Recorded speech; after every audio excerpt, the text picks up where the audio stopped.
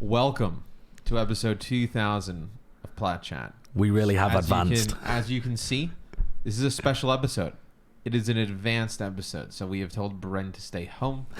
We do not need any of his analytics. We don't need. Yeah, we don't. I mean, look. Gone. This is an episode where there's not going to be a lot of juice, not going to be a lot of game talk. He's actually busy in a hot tub right now with the rest of Team UK. He's got other things to do, right? He's got to work the phones. So there were no leaks this week, so there's not a lot to talk about. Yeah, I mean, it's crazy, Josh, right? No leaks this week? No leaks this week. It's weird. Like, I was really busy. I was off doing other stuff, and suddenly there's no leaks. It's a leak-free zone here. Very strange. Leak-free. But no, this is our episode. We're going to talk about Overwatch World Cup. We are excited for Overwatch World Cup. These two idiots will be on some kind of desk with Golden Boy. Yeah. That's if Golden Boy shows up. I mean, he's so busy, he may have forgot. That's true. Yeah. And then you're casting. Yeah, I'm casting with Bren as well. Oh my word! Oh my word! Oh, man. Lemon Kiwi gets Jake and I get Bren, dude. Imagine how they allocated those. Yeah, got pulled out of a hat. I mean, usually you name the streams like A, B, or like 1, 2. It'll just be like the drunk stream, and it'll just be like Bren and Josh casting games of India Overwatch. Did you listen to their cast when they were casting last year for the World Cup? Johnny, you want my honest answer? They were. You want my honest answer? No. Well, there it is. There it is. That's all you need to know. Well, then you didn't see Jonathan get knocked out of the World Cup because they were actually casting my game in the World Cup. I saw that one. I missed everything else. Here we go. Well, I actually appreciate that you went out of your way to follow me. Because you actually care for me, so thank you. Right. Yeah, but don't support me and Bren on our endeavor. You guys are just problems. Weirdly, when you Google Brennon Hook, no, not Google, you look him up on YouTube, right? Because when we make our YouTube channels, I try and attach everybody in like the suggested channels on the side. And most people have a YouTube channel, even if they don't really use it. Bren has one, and it's got like 3 subs, and it's impossible to find. So you Google like Brencasts or Brennon Hook, and you search it on YouTube. One of the top hits is Brennan Hook tells us about small zoos in China, and it's a clip. Wait, what? It's a clip from us casting in Thailand, and it's like some weird game that was happening in the 4th map when everything was already over. We're on Volskaya, and me and him are just discussing zoos. See, this is what's great about whether Overwatch a farm World is a Cup, zoo. though. I think that was what. I think it's cool. You see a lot of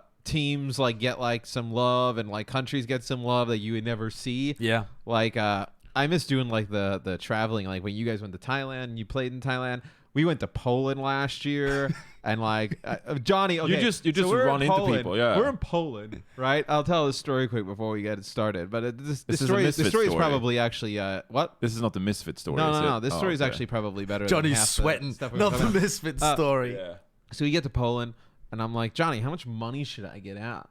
Yeah, like because I have no fucking clue where the hell I am at. What do they even use in Poland? I've been to Poland before. I've been to Poland. Zlotys. Yeah. I think I said it wrong on purpose the entire time, and I was just pissing the locals off. Sorry, because I thought I was an experienced traveler because I had been to Poland before because I had boot camp there with Rogue prior to the Airline. Well, that makes sense. So I was like, I know the currency. I know how much you can take out. I think if you take out like 2,000 zlotys, you'll be fine. So it's like, I don't have enough information to know whether that's stupid. Well, I get out my 2,000 zlotys. I go to the bar and I'm like, oh, can I get a gin and tonic? And she's like, oh yeah, that'll be 3 zlotys. And I'm like, how much money do I have?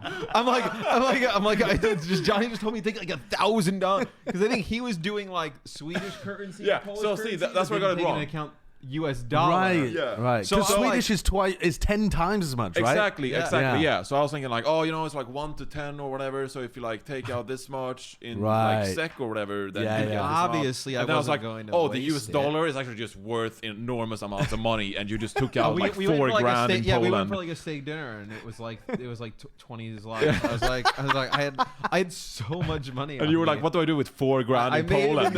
I may have been the richest guy in Poland. Yeah, I may have been the richest person there, but I just kept going to the bar and ordering gin and tonics to the point that she ran out of tonic water.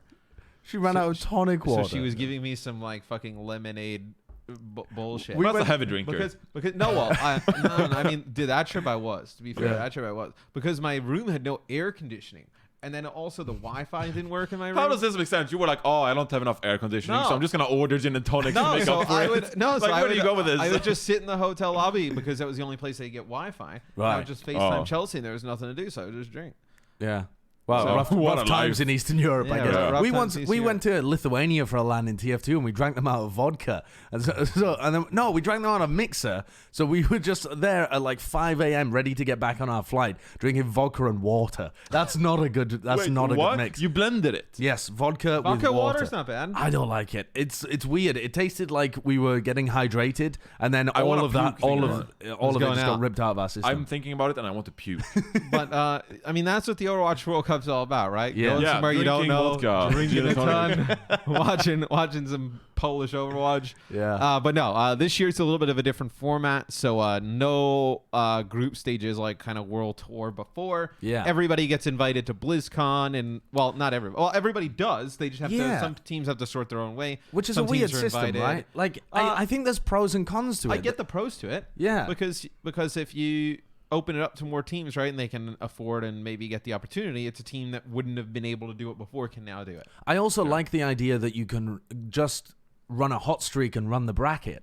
Because there isn't like this group system, and the competition isn't supposed to be hyper competitive. Like we're actually trying to find out who the 6 best players in the world are. Yeah. This is, an entertainment. It's a celebration of Overwatch. As a former player, I think it's cool in and of itself that there's so many players going to BlizzCon. Yeah, like all of these gamers, they're fans of Overwatch, and they get to show up at BlizzCon, which is like the #1 event of the year, and they actually get to experience the whole thing. I mean, a lot of the gamers I met in Australia, 2017, or in Thailand, they just wanted to earn themselves a trip to BlizzCon, right? Yes. Because there's not a lot of prize money in World Cup. No. I mean, you're doing it for the experience and representing your country, right? Yeah. So they get to attend BlizzCon, like see what it's like. Even if they go out early, they're still there at the event, and they're gonna stay there. So. And there's a lot of teams that like you kind of look down the list that like I haven't seen it BlizzCons in the past. Yeah, and I mean, a pro of this is actually we have to mention about the lab. I mean, read out some of the teams that are going or that have said they're going. We got Latvia coming, Paraguay, Mexico, Philippines, Portugal, Saudi Arabia. Like I didn't even know these people played Overwatch. But it's cool though. This leads me into what I was going to say. It's actually like you have some of these smaller teams that before were prevented from the seeding system of like, oh, you need a high country That's true, SR. yeah. Right. Now you have teams like Iceland. Hafikul is showing up. Dude, Iceland. Get to attend. Hafikul's been angry about this like average country SR thing ever since it first came out, because Iceland's got such a small population that they just naturally don't have that many people at the high. I'm like in Sweden. SRs. I'm like, oh, we're number 5. We're good. So we're grinding. Portugal last year. Sorry, before like Portugal last year. I had stories from Gray, actually. He told me that all of the great players in Portugal, they would just smurf. Like, they'd all get 3-4 accounts and just get them up to high SR, because that would boost their average, right? So they get all the pro players from Portugal. Is that get allowed? multiple accounts. Right, they made it in, right? Because they were like the 32nd team or whatever. Like, I they suppose. took the last spot. Nobody from point, the World Cup team watched this. What are they going to do? Ban them from last year? Like, come on, dude. We're over that. Like, they're trying to come this year. Yeah, they're on the list this year, John. well, what are they going to do? Just like, oh, so you traveled here. They're gonna get here. They're gonna be like, "Oh, we watched Plat chat, and you motherfuckers been gaming the system." Like Sado, banned for 30 games. Like, okay, dude, that's like 4 World Cups. Come on, banned for 4. Dude, we were talking about that recently. Sado's 30-game ban is now more than a whole season. Yeah, that's actually crazy. How nuts is that? No, we have ridiculous. a few teams that are invited for the group stages, so these teams don't have to play in the prelim rounds. Yeah. So I believe they will not have to play on Thursday. Sure. They'll just have I to believe play. you. No, they come in. Yeah. This guy's broadcasting. You are as well. I completely forgot. I think the group stage is on Friday and the playoffs is on Saturday. Yes. And I may be wrong. And there's like play-ins for the group Thursday's the whole play-ins. Yeah. So we can go through the teams. We'll go through them one by one. We'll talk about their roster, what we like, what we don't like. Yeah. So Canada, they run it back. This is the same exact roster they had last year. I think it's a very good roster. Agility is sure for Mangachu in terms of damage dealers. XQC. Note and XQC. I love watching XQC play. The fans get so fucking excited. And also, he's also really good. He's a good player. Yeah, he's a good player. How is he that good when he doesn't really like? He's been out Crimson of Bonnie of the He's been out of it for so long, and he just jumps back in, and he seems super talented still. Yeah. Or at least, I mean, I haven't watched him this year, but last year it was kind of the same thing. I think I saw somebody. I think it was like a was it Muffin tweet, the off tank that they were trying out? That he was actually incredibly impressed and surprised that XQC could be away from competitive for so long and like top tier pro play and come in and play as good as he has done. Well, I think there's different skill sets, and I think that, I mean, not to talk down XQC, where am I going with this?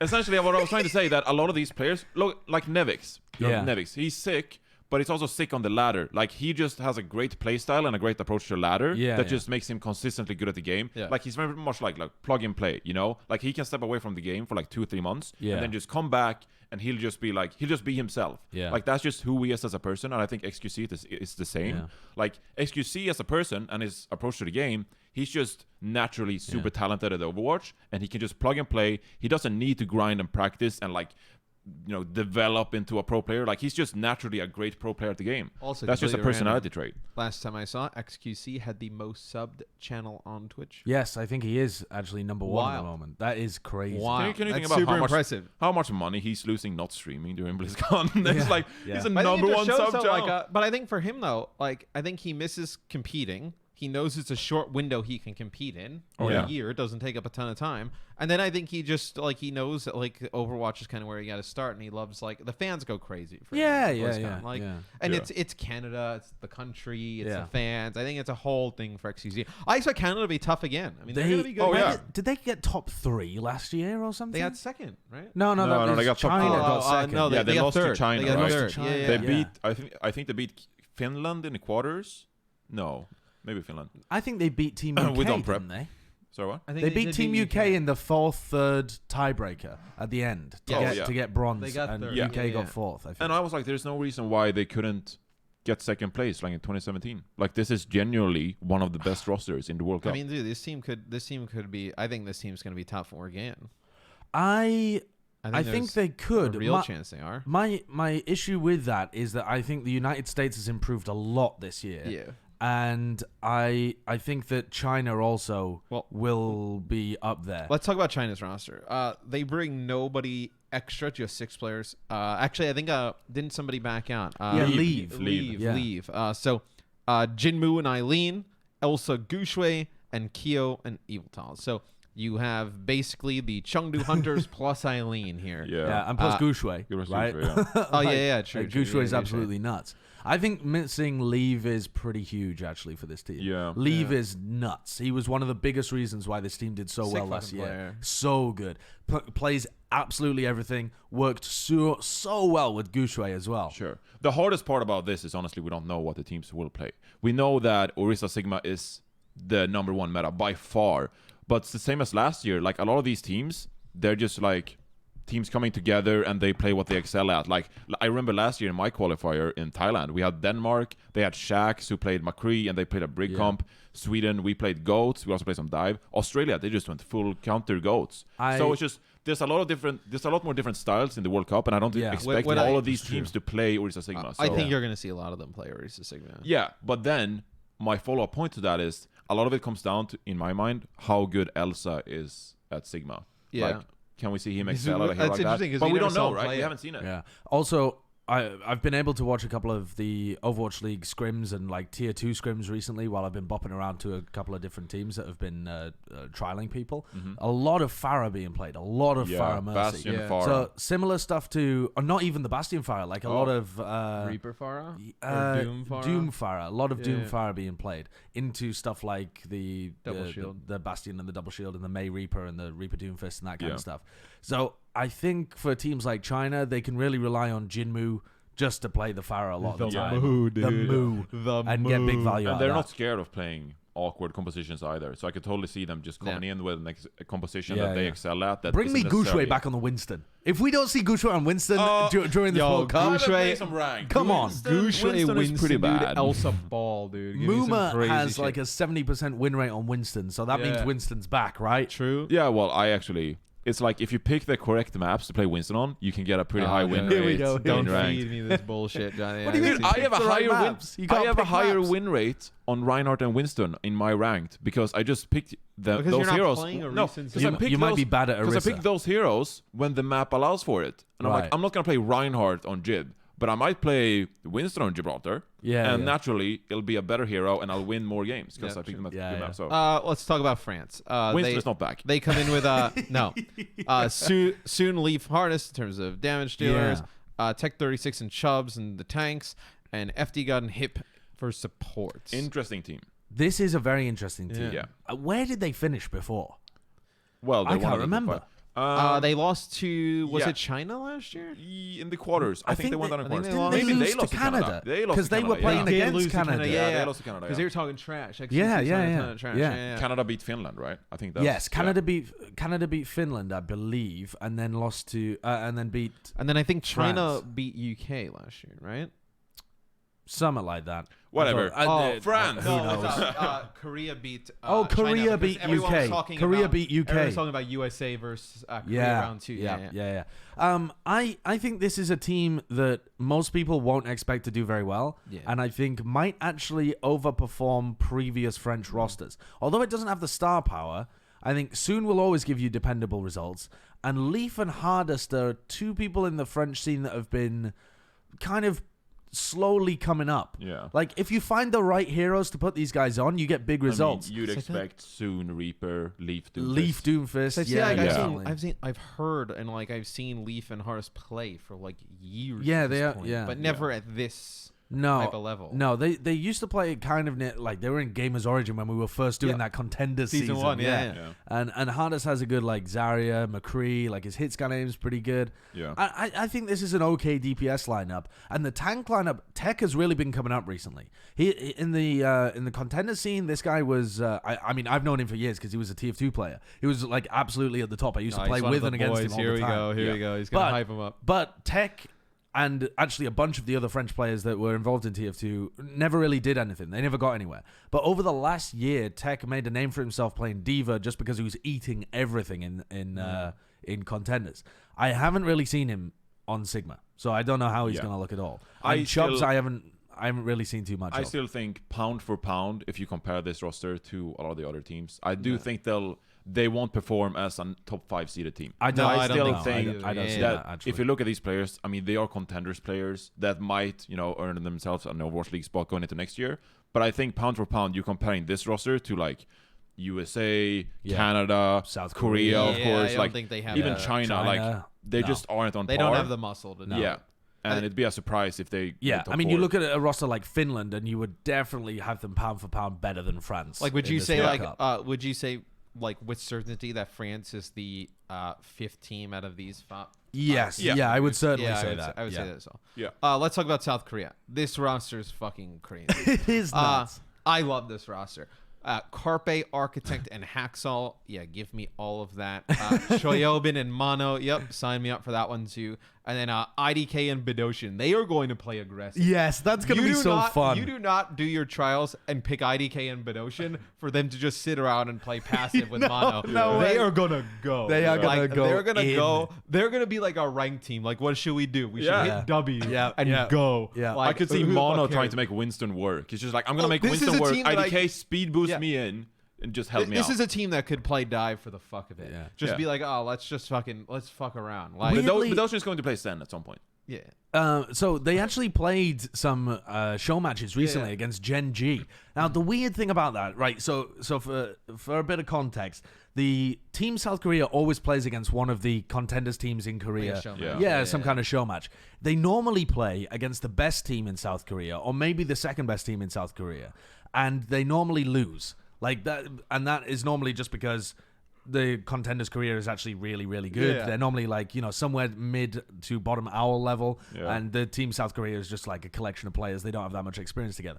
This time they played against Gen G, who are about the 3rd best team at the moment, but there's a big drop off between number 2 and number 3, and they just slaughtered Gen G from the look of it. I will say I didn't watch the match. I just tuned in to flick through the VOD a little bit, but it seemed like they booped them, and Architect was annihilating fools, absolutely slaughtering human beings. And Hacksaw was on Reaper, which I don't know why.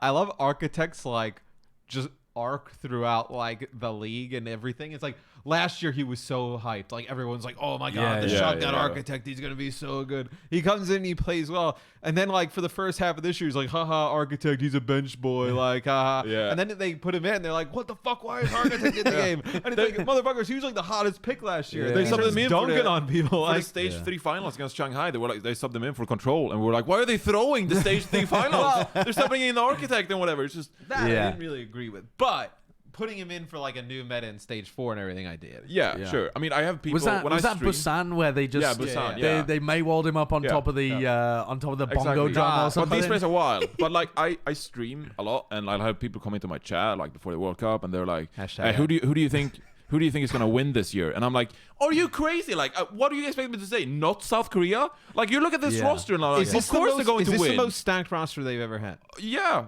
probably. Don't think so. You don't think so? Is it because of the support line? It's because of the support line. Year one with Tyrone. I think it's because I look at this roster and it looks like your classic superstar team that I think might just try and skill it. And just like doesn't have like pre-existing synergy. Carpe Hacksaw Benotion like, IDK screams, let's just skill it. It screams just like YOLO. Yeah. It like yo, watch this. Just shouting winnable the entire time. Yeah. I think they'll play very loose. I think it'll be super entertaining. I think there's a potential for other teams to beat them, though. I think when you look at a team like China that has a lot of pre-existing synergy on their roster from Chengdu, and you look at a team like the USA that are taking things very seriously, have a lot of pre-existing synergy from the Shock, I think there's opportunities for those teams to beat South Korea, but I always say that. We always spew this garbage out. I was on that narrative last year because we entered a GOATS meta, and I thought to myself, well, if this is the year to beat South Korea, this is the year because of GOATS, and it's more about team synergy and abilities more than it is just like a flow to the game. I don't think this current meta affected that much. Close to being beaten. There were some games early on where South Korea but was I think pushed, that was the year to beat them. I don't think anyone can beat them this year, and I refuse to jump on that bandwagon of like, oh well, you never know. Well, how about this? I think your argument would be is that Orisa Sigma takes damage dealers and individual skill out more. But you can overcome it. I think they'll overcome it a lot easier than they overcame GOATS last year. I refuse to jump on the bandwagon that Korea can lose this year. I think because last year. Everyone jumped on the Team USA bandwagon. They were supposed to be the team to defeat South Korea. Yeah. Nobody was really paying that much attention to China, honestly, who made the finals in the first. Last they had no history prior to that, really. But I would say last year we didn't actually have anything concrete to go off apart from a gut feeling that the Team USA roster was good. Yeah. This year, they've actually won the Overwatch League. Like a bunch of these players, Moth, maybe not Rolkers, but Super and Sinatra have literally won the Overwatch League this year.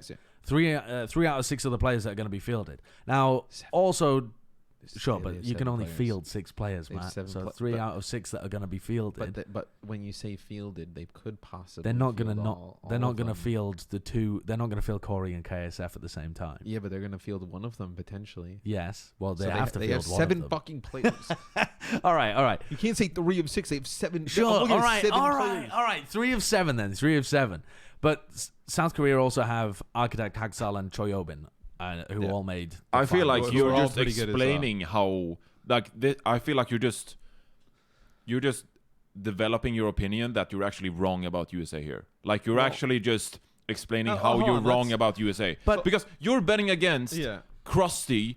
Yeah, and 2 champions in Toyobin and Architect who actually played in the finals, by the way. I'm not betting against them. Played in the finals. I'm not betting against them. I'm just saying that I think there is a stronger case to be made for the United States this year than there has been. Let's talk about USA. Let's talk about USA's roster. I'll actually give a reason why I don't agree with that. Corey, KSF, Sinatra in terms of damage dealers. I think those are great choices. Super and Space in terms of the tank line. Supports, Moth and Rockets. The most interesting part that I find about this team is the tank line. We did not see Space play any Sigma. I did not make the playoffs. No, we didn't see Super come in and play any Orisa or Sigma. They played Smurf in the role. So how did those tanks stand up to Mono and Choyobin, who we know are very good at Orisa and Sigma? I think that Super would have been I think that Shock would have still won if they fielded Super in the finals. I agree. Is my opinion. I think they would have. I've said this on my stream a couple of times as well, because when we saw Super play Orisa, he was really good. He was still very good, and I think he had enough synergy with that team. It was just that Smurf was better, but just because he was better doesn't mean that Super was awful. So I think that Super will be perfectly fine in that matchup against any of these other main tanks. I don't know about Space. So I think he should be fine. Against him on ladder? Well, we always say how ladder doesn't really matter at all, but he has dueled a lot with Super on stream, and Space actually reached #1 tank rank on the leaderboard. And that doesn't say a lot, but at least proves that he can play the hero at a really high level. But is it enough to stand up against Korea? I don't think so. But it proves that he's capable of playing Sigma. It proves that he's capable. I also think that the argument of Krusty versus Aero, I would normally put quite a lot of weight into that. But I think that Moth and Super and Sinatra, because those are the three players that you would really want as players to teach the rest of the team how to play this meta. They'll lead the team. I think they'll lead the team more than the coaching staff will. Those guys should be like kind of, I don't want to say coaching the team, but in a way, like telling them, telling them exactly how they should be playing. I think for me, I would say, actually, I was going to say Korea and USA definitely like #1, #2. I would throw China up in the equation as well. Do we not want to mention at all like the pressure of Team USA on stage? Do you think there's a choke factor? I don't think there is. I don't think so. Yeah, I think there was last year, and they had built it up, and they. These guys just played in Philly. I mean, on social, I think it's different though. On social last year, Aero was like, "We're gonna own them," like playing very cocky. This year, I mean, partly because I think Dallas has done not very well, and Aero's got even a lot Rockets of fans jumping at his neck. Year before it. Exactly. I think some of these guys have cooled off from that, and others have just gained confidence by actually winning the Overwatch League. So I don't think there's that much pressure. I think there's a different mentality. I mean, this is just speculating, but I think there's a different mentality in like putting on a jersey. There's your country, and you know that all of the fans are like chanting USA. Yeah. I think it's different from Shock playing in Philadelphia with like half a Korean roster.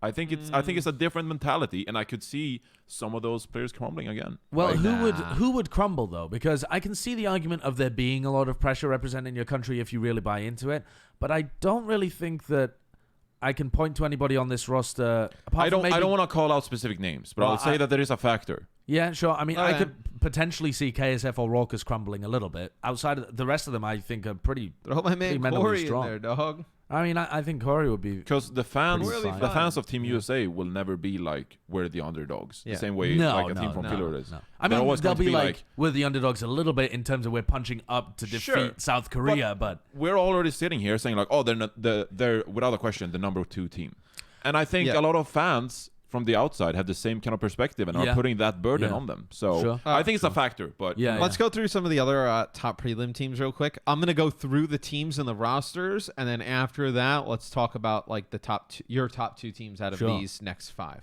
Okay? Yeah. You understand? I get it. You get it? Oh, I didn't listen to what you said. Okay. I'm gonna be honest. You guys do it first, and I'll follow. Team UK, KSP. Kib, in terms of the damage dealers. Tanks, they have Smex and Fusions. Boombox, Funny Asher, and Cruz. You have Sweden, Snillo, Rat. Johnny, how would you say that guy's name? Erki. Can you roll your R's? No, I knew I was going to fuck it up. That's Can you not roll your R's? Nah. You can't do it? I'm not going to try. Ellie Vogt and Lolsish, and then Gustav and Epps in terms of supports. Russia, Enlayer and Shadowburn, Chow and Tonic. Mayen, I don't know why people make their names so fucking hard. Dude, Rubicon. And then, what is that? Maine. Eng, I guess. Eng. I don't know. Sure. I've always just pronounced it Eng. I thought you guys would have had better guesses than I did. And then for Finland, RCK in the damage dealer role with Ricky, Zappis, and Cloudy in terms of the tanks, Shaz, Mas, and Zupe in the supports, and then Australia. I Eat You Up, CKM. These are the names that we've seen in the past. Punk and Trill, really strong tank line. And then Tongue, Unter, and Face. Josh, which are the 2 teams you like the best out of those? I mean, it's really weird because each team, all of the teams have a bunch of established players or like certain roles that they're really stacked in, and certain roles that I'm just like, I don't know what the hell you're doing with that. Like Finland, for example, sick backline. I kind of believe that their tank line would be all right. And then DPS, like Ricky was picked up because his Widowmaker was sick and his May's really good. What is RCK gonna play? Also, I think RCK plays like Fire and stuff for them. Fire Sombra, like I don't know. Also, it has to be mentioned that Davin had to drop out because of personal issues. So he was supposed to be part of the DPF line, but then they had to play Ricky. So what to, Josh? Don't bail on me. I think I've got to go with the UK. Okay. Bias or no? Pure bias. Okay. But also, this might feel a little strange. Ooh. But maybe Russia? I was actually debating between Russia and Australia. I honestly don't have a good read on all of this. Yeah, I've seen the players from Australia before, and I know they always usually overperform. They do. The past couple of years, we've talked about Chow and Tonic as like up and coming. Yeah. I really like Tonic. Every time I've seen Tonic play, he feels like a very solid tank that I think would be somebody that should be potentially looked at for got a pretty decent hero pool for this meta. If you think about it, right? Pharah is very good. Pharah, Doomfist. Reaper. Yeah, Reaper's pretty strong. Genji, and Leia, he was pretty good at being able to play the Mei a couple of times for Atlanta. They like a Doom. I think honestly, like most of these teams are on par, and I think most of it just comes down to like the approach to the event and the team environment, and like how good the group is together. Do you think any of these teams are better? And that's why Team UK is the number one of these for me, because they have the better best. than France, right? Well, I actually think, I think they're better than France, and I think a lot of it just comes down to what we always rave about: the team culture, the hot tub, whatever, you know. I think it plays a large part in how like a team, the synergy, and what goes on within the team and the atmosphere of it. So I think that is going to be the deciding factor. So we can look at. Well, we'll get to that later. But I was going to say, like, we're not getting into it later. We talk about it now. Russia, it depends on what their team atmosphere is in my mind, because they have the talent. They could punch above their weight. They could make top 8. And as for Sweden, I think, looking at the raw talent, I think that if you compare it to like 2016 or 2017, when Sweden got 3rd, I don't think this roster holds up to that. But I trust in Swoosh's ability to bring this team together as like a young contenders kind of core, you know, and bring them together and like make them feel like a team, and you know, get it going that way. And so I actually think it's a really good fit of personalities that can punch above their weight. I think looking at this squad, I could see them making top 8. I don't think they're a top 4 team, but I could see them making top 8. And I mean, compared to last year especially, they have a much easier road to make the playoffs. Like if you look at some of the teams they're playing against in the prelims, I think they'll beat them by far.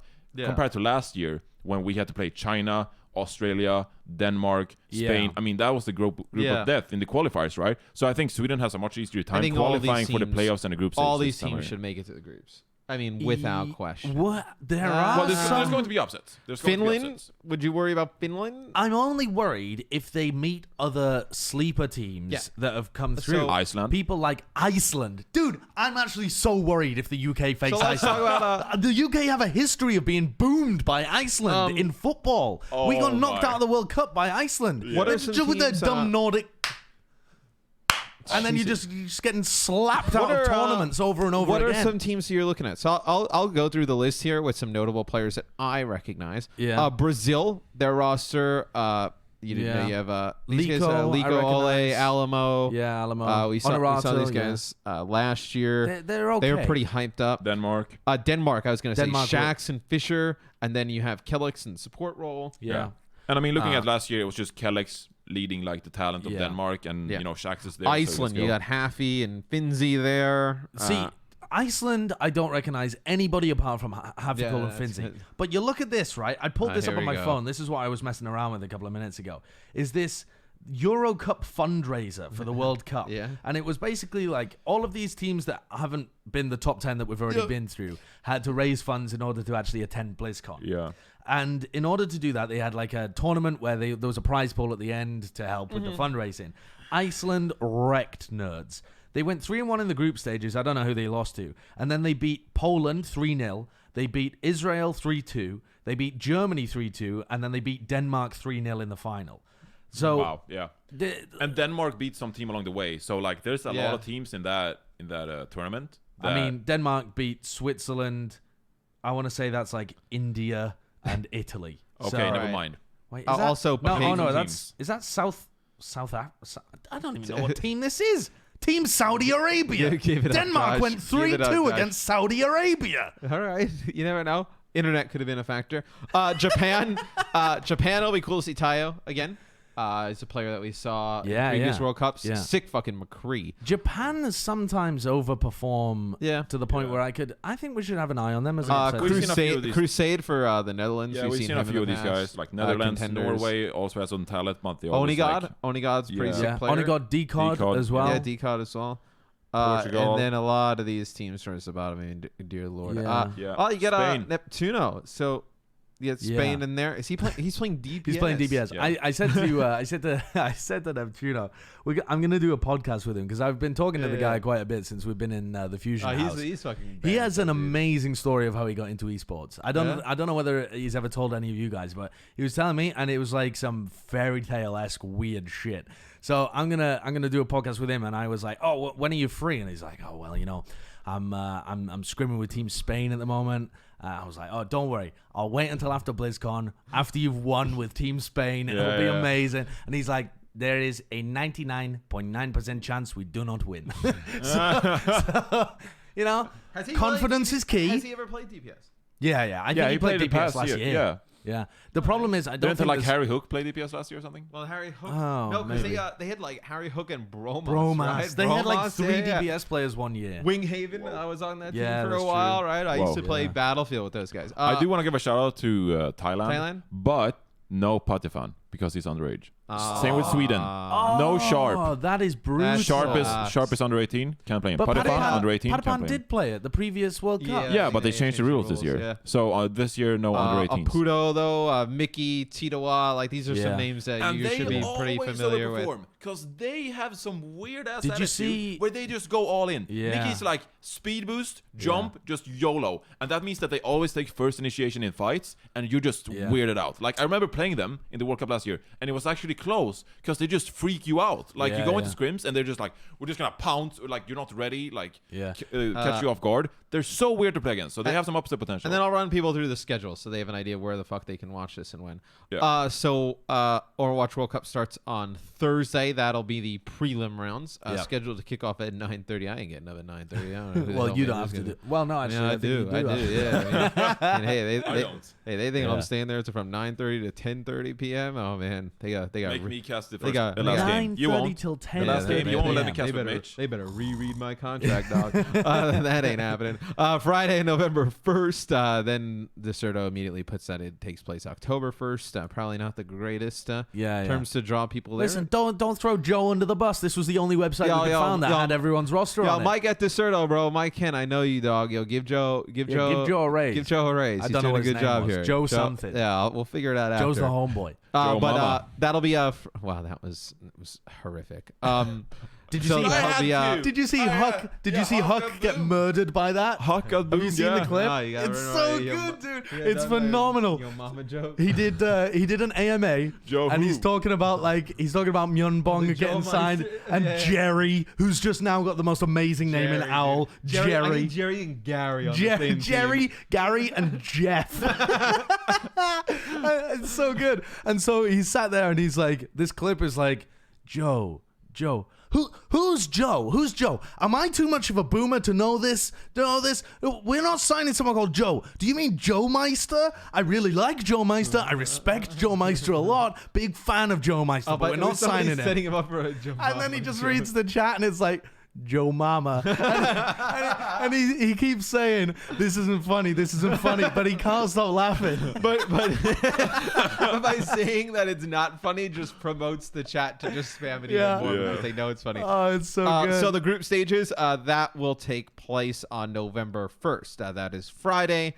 It'll be round robin, determine the top 6. The top 6 will move on to Saturday. So that's when the bracket takes place. If you're unfamiliar with the bracket, well, they'll have a quarterfinals, semifinals, third place, and a grand final, which is crazy. Which is way different than it's been in previous years because it's just been 2 matches. There's going to be a lot of games. What do you mean? Match. The final day the final day is all of those games. We have 6 matches. All of those games. 6 matches. 6 matches on that day. What in the hell? Yeah, they're best of 6 threes, matches. Right? They're best the last of threes, match right? starts at 7:15 at night. Oh my God! No, it's not going to start at 7:15 at night. It's going to start at like 9:10 p.m. at night. Well, you know that desk is going to be chaotic. So yeah, I mean it'll be a fun time. We need to bring pajamas for the desk. That would be hilarious. But the thing would be the last game would be the grand final, so we wear pajamas for the grand finals, like 11 p.m. I don't think that would be good. The Deserto article is really good. So if you're interested, they have all of the streams as well listed in the article. Four different streams. Yeah, it looks like Overwatch League, Play Overwatch, the Contenders one, and then two separate World Cup channels. Two brand new World Cup channels. What? Go up. Scroll up for what? What? Oh, okay. So there's just match streams. Yeah, there's a ton of match streams. Yeah, we'll have a main stream. Did you not get Yes, yeah. Holy hell! Well, I don't know what's been announced. This thing starts in 2 days. I don't know what's been announced, so I can't go on a podcast and talk about it. It's not my job to announce things. I'll just go there and be funny and say insightful shit. That's what I'm doing. That's I'm not crazy. Go announce Is that your plan for BlizzCon? Why don't you do that when you're on this podcast? Yeah. Why didn't she? Josh stabbed you with the knife. You're banned. As soon as I saw him stab you with the knife, and I was like, "Ooh, I could twist it even more." I was about to be like, "Why didn't you do that season 1?" You're gonna replace me with Kurt? Kurt, come in here. Yeah, Kurt, come on. Join the we'll sub Kurt in. Yeah, no, I don't know. That's a great plan, though, Johnny. You should act on that. I don't know how we end this because usually we always end the podcast by asking Bren about a topic that he doesn't want to talk about. But he didn't care about the World Cup enough to even show up. Yeah. Hey, Bren, do you want to show up to this podcast?